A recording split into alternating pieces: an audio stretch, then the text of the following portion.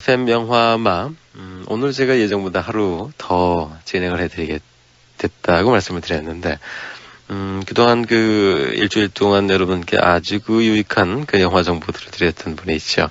박찬욱 감독. 오늘 그래서 저희가, 한 번 더, 저희 이 시간에 박찬욱 감독과 함께 이 영화 얘기를 하도록 하겠습니다. 박 감독님 안녕하십니까? 안녕하세요. 네. 이 사실을 알고 계신지 모르겠어요. 박 감독님의 팬이 벌써 저희 FM 영화음악에 엽서를 주셨습니다. 야간 비행이 무척 보고 싶다 그렇게 쓰셨어요. 광주 직할시 서구 박림동의 신수진이라는 분인데 락 이 주제로 한 영화가 우리나라에 없었는데 너무너무 반갑다고. 아주 이런 얘기 들으면 기분 좋으시죠? 어깨가 무겁죠. 그리고 크래쉬의 드러머 정영욱 씨가 야간 비행에 출연한다는 게 사실입니까? 이렇게 쓰셨는데. 예, 출연하는 정도가 아니라, 예. 그 사람이 바로, 영화 속의 드러머의 모델이 된 사람입니다. 아, 그렇습니까? 예. 네. 광주의 신수진 씨. 네. 직접 답변을 해주셨으니까 아마 만족을 하셨으리라고 믿습니다. 자, 오늘 저희가 하루 더 모셔서 말이죠. 어떤 얘기를 들을 수 있을까? 네. 예, 그동안 제가 영화 한 편씩을 소개해드리면서 네. 좀씩 분석을 해드렸는데, 네. 그동안 너무 좀 무겁고 심각한 얘기들만 한 것 같아서 마지막엔 보너스의 기분으로 네. 제가 가장 좋아하는 10편의 영화를 소개할까 합니다. 예. 제가 쓴 책의 뒤에 여러 비평가들이나 영화광들의 10베스트를 실었는데, 네. 그럼 당신 건 뭐냐? 그걸 왜 안 실었느냐? 그런 질문들을 많이 받아가지고요. 예. 제가 웬만하면 안 하려고 그랬는데, 특별히, 왜 그러냐 하면은요. 예. 제가 좋아하는 영화들이 좀 이상한 영화들이에요. 좀 으시시하고, 네. 좀 어둡고, 좀 컬트 취향이고 그래서. 그렇습니까? 좀 꺼려졌는데. 그렇기 때문에 다들 아주 오늘 메뉴를 기대를 하실 것 같은데요. 청취자분들께서. 네. 우선 10베스트라는 거에서부터 말씀을 드리면요. 네. 다른 예술 매체에서는 그런 일이 잘 없는데 네. 영화는 유독 참 이런 걸 뽑기를 잘해요. 그래서 아주 권위 있는 외국의 잡지들도 자주 그런 일을 하고 영화만이 갖고 있는 어떤 재미난 그런 좀 일종의 장난 같은 그런 일이죠. 10베스트에 뽑혀야만 최고의 영화고 그런 건 아니니까요. 처음에는 이런 것이 정말 뛰어난 고전 작품을 확립하자는 취지에서 예. 시작됐지만은 지금은 이제 좀 저주받은 걸작이라고나 할까?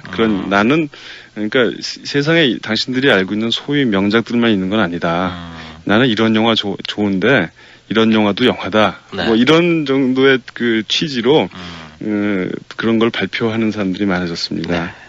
저도 그런 비슷한 뜻이고요. 제 친구 아주 영화광들인 친구들하고 얘기할 때 네. 그 영화 어땠어? 그러면 성령 받았어. 이런 얘기를 쓰거든요. 성령 받았어. 성령 예. 받았어. 예, 그러니까 영화광한테는 이렇게 좋은 영화라는 게 예. 그런 표현까지도 쓸 만큼 그렇게 애정이 있는 그런 대상들이죠. 네. 그래서 저도 몇 편의 성령의 은총을 받은 그런 영화들이 있는데 네. 그걸 하나씩 알려드리겠습니다. 예. 제일 먼저는 버티고 히치콕 감독의 현기증이라는 영화입니다. 58년에 만들어졌고요. 히치콕이 만든 수많은 걸작들이 있지만 그 중에서도 가장 논란이 되고 계속해서 논문이 쏟아져 나오는 그런 영화입니다. 제임스 스튜어트하고 킴 노박이 주연을 했고요. 프랑스의 소설가 보아로 나르스잭 두 작가가 쓴 소설을 원작으로 하고 있습니다. 원래 악마 같은 여자라는 소설을 히치콕이 만들고 싶었는데 클루조 감독이 먼저 만들어버리는 바람에 속상해했다. 그런 얘기를 프랑스 소설가들이 나중에 듣고 그러면 히치콕 감독께서 좋아하실 만한 소설을 한번 써보자. 그렇게 해서 쓴 소설이라고 합니다. 이 영화는 고소공포증에 사로잡힌 한 퇴직 경관이 어떤 여자의 미행을 해달라는 부탁을 받고 미행을 하다가 사랑하게 되고 그런데 그 여자가 높은 탑에서 투신 자살하는 것을 막지 못합니다. 자기는 고소공포증 때문에 올라가지 못한 거죠. 그래서 그런 시리에 잠겨 있을 때 투신 자살했던 여자하고 똑같이 생긴 다른 여자가 어디선가 나타나는 거죠.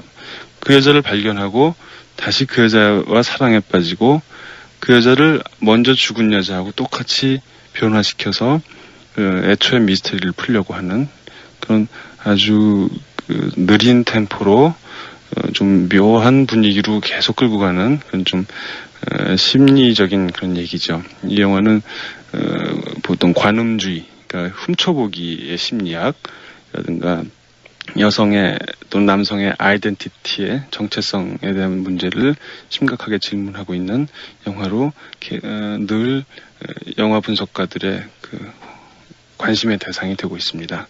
제가 이 영화를 보면서 대학교 때 영화 일을 하기로 결심을 했던 개인적인 추억이 있고 지금 봐도 뭐 정말 수십 번을 봐도 수수께끼와 같은 미로와 같은 그런 매력을 주는 영화입니다. 두 번째로는 안드레이 딸콥스키 감독의 노스텔지아입니다. 이탈리아로, 그러니까 러시아에서 이탈리아로 거의 뭐 고국을 등지다시피 해서 와서 만든 영화인데, 그리고 딸콥스키 감독 자신은 실패작이라고 규정할 정도로 마음에 들어 하지 않았는데, 그럼에도 불구하고 저는 모든 딸콥스키의 걸작들 중에서도 이것을 제일 좋아합니다. 이것은 그 갈 수 없는 고향에 대한 향수, 제목이 향수란 뜻이니까요. 그리고 세계의 구원에 관한 형이상학적인 성찰, 그런 것들을 담고 있습니다. 러시아의 한 음악학자가 잘 알려지지 않은 옛날의 어떤 작곡가의 행적을 쫓아서 이탈리아를 여행하면서 고향을 그리워하는 얘기죠. 흑백으로 이루어진 그런 회상 장면, 그리고 파스텔조의 컬러, 그리고 세피아 톤이 전체를 지배하고 있고요. 꿈과 현실의 경계가 모호하게 무너지면서 기억, 그리고 뭐 멜랑콜리라든가 또 그 어떤 세계를 구원하려고 하는 자의 그 안타까운 몸부림 같은 것을 아주 느릿느릿한 화면 속에 담고 있습니다. 한류 영화에 익숙해진 관객한테는 10분을 채울 수 없는 영화지만 한국에는 지금 딸콥스키 감독의 영화를 아주 좋아하는 분들이 많이 생기고 있으니까 그런 분들을 위해서는 참 새로운 경험이 될 거라고 생각합니다. 그리고 세 번째로는 뱀파이어라는 영화인데요. 32년 작품입니다. 아주 옛날의 무성 영화죠. 잔다르크의 정순환이라는 영화로 영화사에 기록되고 있는 칼 테오도르 드레이어 감독의 작품입니다. 지금 세계 영화학자들의 관심은 초기 무성 영화로 쏠리고 있는데요. 영화의 본질에 대한 접근이 가능하다는 것, 그리고 영화의 관습이라는 것이 어떻게 생겨났을까, 그 과정을 추적하는 것, 이런 접근 때문에 새롭게 계속 그 각광받는 영화들이 속속 나오고 있는데, 뱀파이어는 아마도 그 심리학적인 공포 영화의 첫 번째 작품이 될 것 같습니다. 그 글자 그대로 흡혈귀가 등장하는 영화인데, 무슨 그 선혈이 막 그 뿌려진다든가, 뭐 신체가 절단된다든가, 요즘 그런 식의 공포 영화하고는 전혀 종류를 달리하는 아주 시적인 영상을 가진 영화입니다. 빛과 어둠을 지나서 스스로가 매장당하는 환상을 하기까지의 여행을 담고 있습니다. 루돌프 마떼라는 당대 최고의 촬영 감독의 영상이 너무나 아름다워서 정말 매혹적으로 아주 화면 속에 끌려 들어갈 것 같은 놀라운 경험을 하게 됩니다. 이 영화는 거의 한국에서 본 사람이 얼마 안 되는데, 여러분께서도 어떤 개서든지 그 기회가 생기신다면 꼭 보시기를 추천합니다. 그다음 네 번째로 많이들 아시는 로만 폴란스키 감독의 테넌트, 그러니까 세입자라는 뜻이죠. 이 영화는 폴란스키 감독은 자기 영화에 가끔 단역으로 출연하기도 하는데, 이 영화에서만큼은 일약 주연으로 스스로를 캐스팅해서 이사벨 아잔이라는 미녀와 함께 공연을 하게 했습니다. 그리고 잉그마르 베리만 감독의 단골 촬영 기사인 스벤 닉비스트, 그리고 프랑스 최고의 시나리오 작가로 자리를 굳히고 있는 제라르 브라이크가 같이 일을 했고, 파리의 한 아파트에 방을 얻은 고독한 사나이가 자기 방에 먼저 새들었던 사람이 투신 자살을 기도했다는 것을 알게 되고 그 한 번 본 적도 없는 여자를 문병을 갑니다. 그래서 거기서 그 여자의 친구인 이사벨 아자니를 만나게 되고 사랑에 빠집니다. 그리고 그 홀로 남은 그 방에서 먼저 있었던 여자는 왜 떨어졌을까 하는 의문에 사로잡히고 점점 그 무드에 압도되어 갑니다. 마지막을 알려드리면 좀 재미가 없을 테니까 생각하기로 하고 이방인처럼 떨어진 어떤 중년 남자의 소외와 고독을 정말 처절하게 그러면서도 조용하게 그리고 있는 그런 영화입니다. 일반적으로 폴란스키의 대표작으로 평가받고 있지는 않지만 왠지 저는 특히 그 폴란스키의 연기는 제가 보기엔 뭐 드니로나 잭 니콜슨의 못지않은 정도의 명연기인 것 같고요. 영화를 한번 보시기를 바랍니다. 다음 5번째 공포 영화들 2개입니다. 비슷한 종류의 영화라서 한꺼번에 묶어봤는데요. 첫 번째 거는 Night of the Living Dead, 그러니까 살아난 시체들의 밤이라는 뜻이죠. 좀비들이 등장하는 영화 3부작으로 유명한 조지 A. 로메로 감독의 작품입니다. 첫 번째 영화, 데뷔작이죠. 그 두 번째 영화는 살아난 시체들의 새벽, 그리고 세 번째는 낮, 이런 식으로 시간 순서대로 배열이 되어 있고요. 이 시리즈는 이 공포 영화라는 장르에 대해서 아주 정치적으로 급진적인 태도를 가지고 새롭게 조명하는 그런 의도를 가지고 만들어진 영화입니다. 지독한 저예산 영화고 도대체 이게 무슨 영화 같지도 않을 정도로 조잡한 영상으로 이루어져 있지만 그런 데서 이상한 힘이 발휘됩니다. 그 니힐리스틱한 엔딩을 가지고 있고요. 또 조지 로메로를 항상 따라다니면서 연기도 하고 분장도 하는 그 조수 같은 사람 톰 사벤이라는 사람이 나중에 이 영화를 칼라로 리메이크했는데 그 영화도 조지 로메로의 감수가 있었기 때문에 흑백 영화를 싫어하시는 분께는 한번 권해드리고 싶습니다. 5등의 두 번째 영화로서 텍사스 체인소우 매서컬, 텍사스 전기톱 학살, 끔찍한 제목을 갖고 있는 영화인데 이 같이 묶은 이유는 아주 적은 돈으로 그리고 촉박한 기일 속에서 만들어졌고 조잡하기가 이를 데 없고 정말 웬만한 강심장이 아니면 보기 힘든 그런 종류의 영화이기 때문에 묶어봤습니다. 이것도 역시 토비 후퍼 감독의 데뷔작입니다. 아마도 영화 역사에서 가장 악명이 높은 작품일 텐데요. 보통 그 10베스트를 뽑는데 사람들이 수십 번 자기가 본 영화들을 고를 텐데 저는 이 영화를 2번밖에 못 보고도 골라놓은 이유는 너무나 좋지만 무서워서 더 3번은 못 보겠는 그런 심정 때문입니다. 이 영화는 정말 제가 LD를 가지고 있는데 그 커버만 봐도 오금이 저릴 정도입니다. 그 한 도살장에 끌려간 청춘 남녀들이 고생하는 얘기인데 그 자세한 내용은 정말 방송으로는 정말 말씀드리기 힘들 정도입니다. 이상한 그런 마력과 같은 그런 힘으로 당기는 그런 공포 영화죠.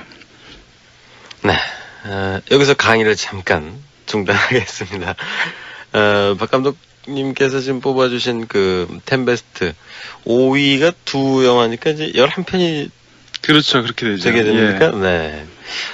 네, 뭐죠? Night of the Living Dead 하고, 또 하나 뭐라고 했었죠? 텍사스 체인소우 매서컬. 와, 참, 이 밤에. 그런 좀 오싹한 영화가 아닐까 싶기도 한데, 뭐 말 나온 김에 말이죠. Night of the Living Dead 이 영화 중에 오리지널 사운드트랙 중에서 한 곡을 듣고, 예, 분위기를 좀 더 조성하고 얘기를 하면 어떨까. 예, 그렇죠. 싶습니다. 네. 영화 중에 First Radio Report라는 그런 곡이 있습니다. 아마, 그 영화에서 이 리빙 데드들이 막 출연할 때 처음 뉴스로 이제 그걸 알리는 예, 그 대목입니다. 그 대목이죠. 예. 네. 자, 오리지널 사운드 트랙으로 한번 들어보십시오.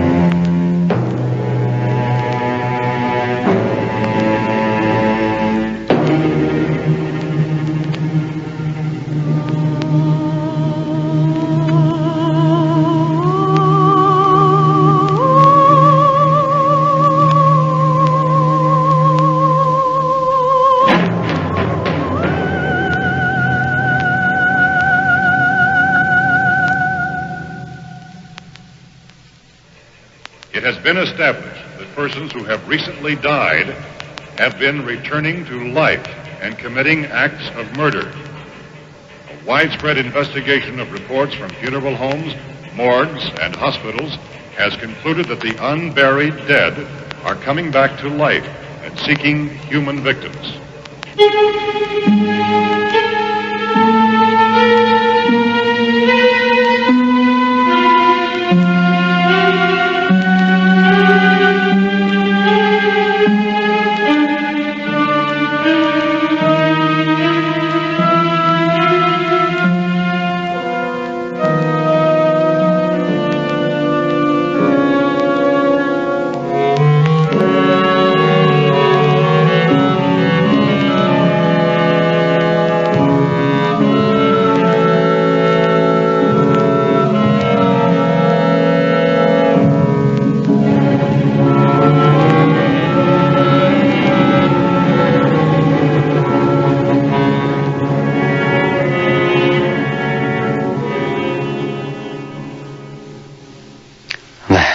박찬욱 감독이 뽑은 영화 10편, 네. 템베스트, 그 5위, 공동 5위에 오른 영화입니다. Night of the Living Dead. 그 중에서 한 부분, First Radio Report를 드리셨습니다. 혹시 라디오를 끄셨을까봐, 걱정이 좀 되는군요. 자, 저같이 겁 많은 사람들 진짜 사실 오싹한데요. 네. 예, 저도 그 영화 여러 번 봤는데도 이 말 들으니까 아주 소름이 돋네요. 네. 자, 그러면 이번에 6위? 예. 6위? 순위를 굳이 매긴다는 것보다 6번째 영화. 그렇죠. 이렇게 하면 되겠죠? 예. 네. 포인트 블랭크라는 영화인데요. 네. 번역하면은 적당한 말이 없는데 어쨌든 그 포인트를 향해서 갔더니 텅 비어 있더라. 그런 정도의 의미로 포인트 블랭크라는 제목을 쓴 영화인데요. 엑스칼리버 다 아시죠? 엑스칼리버의 존 부어맨 감독이 미국에서 만든 영화입니다. 보통 평론가들은 이 영화를 초현실주의 필름 느와르라고 멋있게 말을 하는데요. 그런 이제 별명을 갖고 있는 영화입니다. 리차드 스타크라는 그 하드보일드 소설의 그 대가죠. 그러니까 영화 제목만큼 그 펄프 픽션이라는 그런 종류의 소설을 쓰는 작가인데 야수는 죽어야 한다. 이런 소설이 유명하죠. 그 사람의 헌터라는 작품을 영화화한 것입니다. 알랭 레네 감독의 그 시제의 그 복잡한 배치 이런 것들을 좀 배워온 것 같은 그런 한류 영화로서는 굉장히 이채로운 영화죠. 60년대 당시에 유럽의 모더니즘 작가들의 영향을 강하게 받은 부어맨의 그 당시 상황을 잘 드러내고 있습니다. 레네하고도 비슷하지만 또 어떤 사람들은 고다르의 SF 영화인 알파빌하고 비교를 하기도 하죠. 현대 사회에서 소외된 그런 고독한 남자가 갱스터로 등장하는 영화라는 점에서 비슷하기도 합니다. 이 영화에서는 리마빈과 또 그 백만불의 각선미로 유명한 앤지 디킨슨이 젊은 시절의 모습을 보이고 있는데요. 아마 영화 역사에서 이 영화에서의 리마빈처럼 냉정하고 비정하고 드라이한 그런 인물은 아마 없었을 것입니다. 정말 아무 감정 없이 자기를 배신한 친구를 쫓아서 집요하게 추격합니다. 그 자기를 배신한 조직에서 자기가 원하는 것은 자기가 강탈당했던 돈뿐인데 허탈하게도 그 조직의 보스를 잡았을 때 조직은 현금을 갖고 있지 않습니다. 크레딧 카드밖에 빼낼 게 없죠.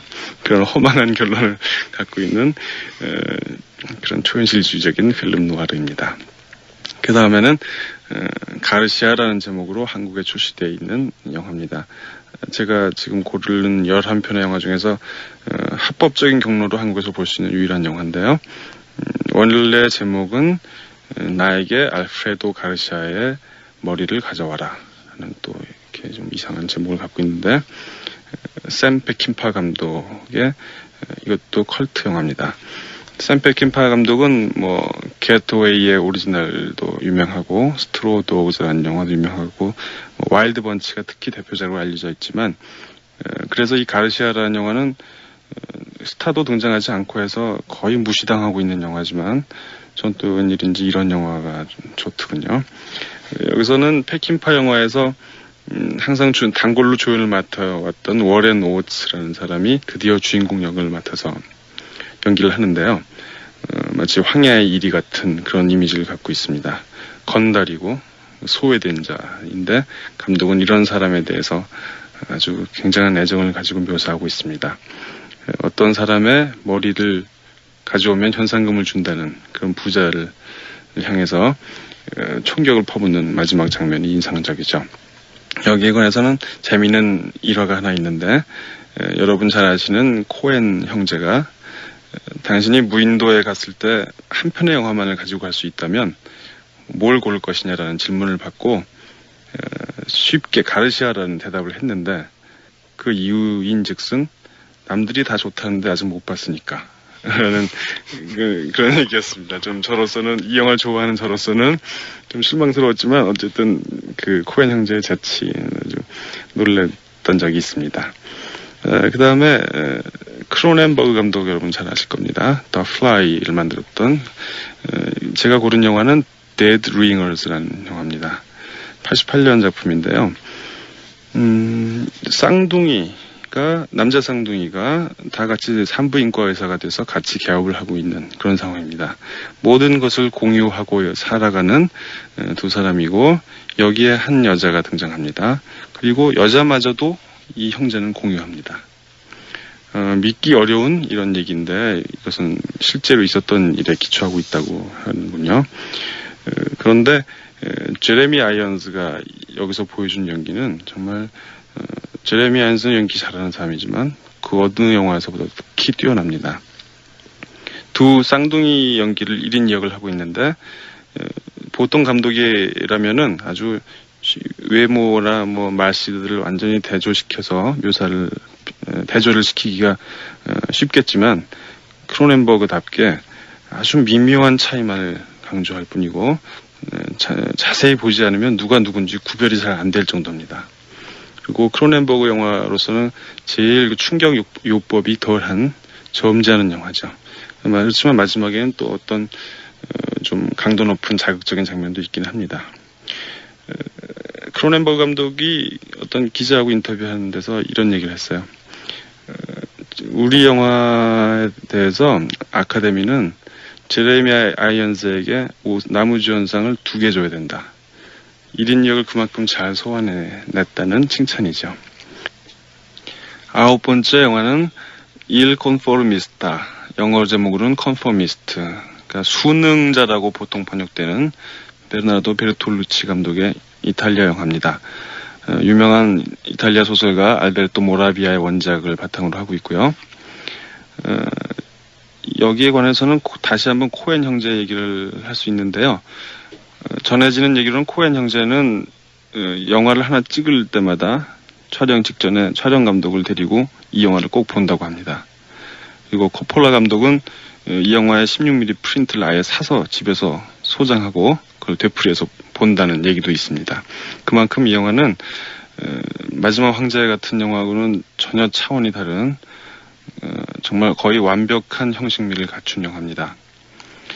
일종의 필름 누아르의 냄새를 풍기고 있지만은 좀 시간 배열도 아주 복잡하게 되어 있고 여기서 다루고 있는 얘기는 베르톨루치가 항상 관심을 갖고 있는 이탈리아 파시스트에 대한 정신분석적인 접근입니다.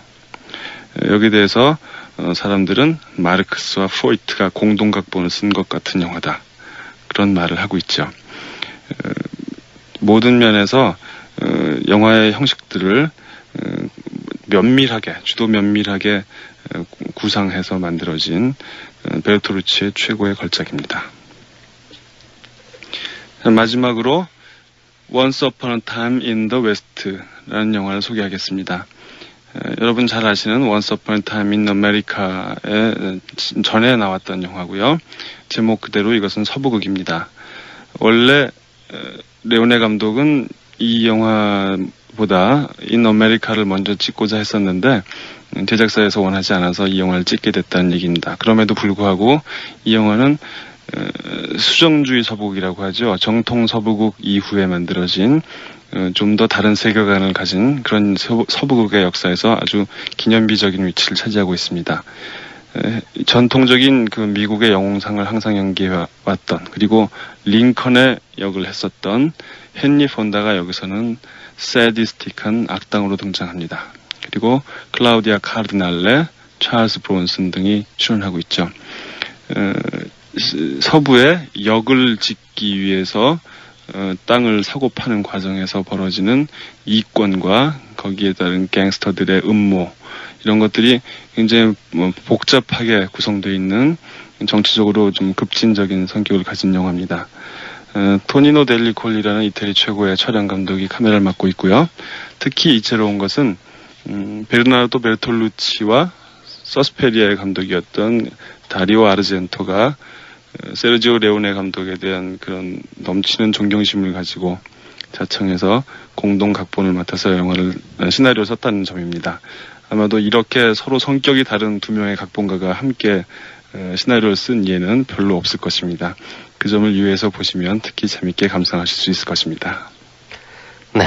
자, 이렇게 해서 이제 오늘 보너스로 하루 더 참여해주신 박찬욱 감독이 뽑은 10 베스트 영화 10편 다 이제 소개를 했습니다. 5위, 다섯 번째 영화가 두 개가 있어서 이제 11편이 되는데. 예, 그렇죠. 예. 글쎄요. 이거 미리 제가 예고를 해드렸었으면 아마 이 메모를 준비하셨다가 받아 적으시거나 그런 분들이 계셨을 텐데, 혹시 그거 굉장히 아쉬워하실 분들이 계실지 모르겠어요. 이건 네. 저희 어차피 좀 아주 개인적인 취향인 것이고, 네.